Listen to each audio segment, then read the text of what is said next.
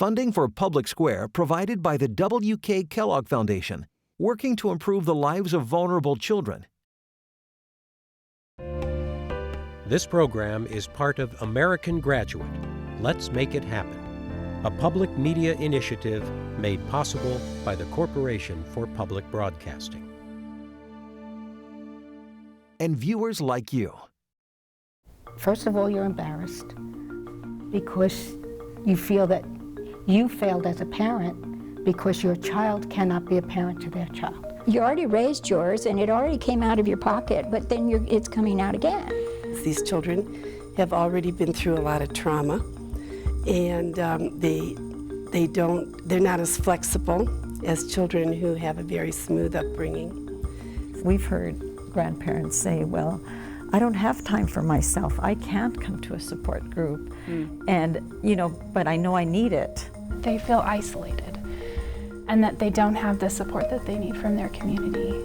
Not only are you saving, the state money, but you are actually contributing in a positive way to welfare reduction and to poverty reduction in the state of New Mexico.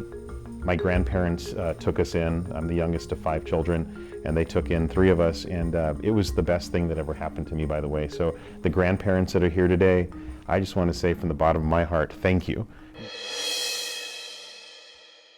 Welcome to Public Square, where civic dialogue takes center stage. Around the country and in New Mexico, there's a growing need for grandparents to become primary caregivers for their grandchildren. This happens when a parent becomes ill or dies. Sometimes parents are incarcerated, and it often happens when parents fall into addiction or struggle with mental health issues. Grandparents can provide a stable home for children coming from these chaotic situations, but many are over the age of 60, and they're often unprepared for the challenges of being parents again, especially when their grandchildren may be dealing with trauma. They face financial burdens and legal difficulties, and they often neglect their own health needs to focus on their grandchildren. What can New Mexico do to support these grandparents and ensure these children thrive? It was the best time, It was hard, but we still laugh at some of the things that she did. In this public square, we hear from grandparents, a young woman who was raised by her grandparents, and advocates who support these families. Then we'll talk with Elizabeth McGrath of Pegasus Legal Services for Children, as well as Senator Michael Padilla and former Senator Mark Boitano.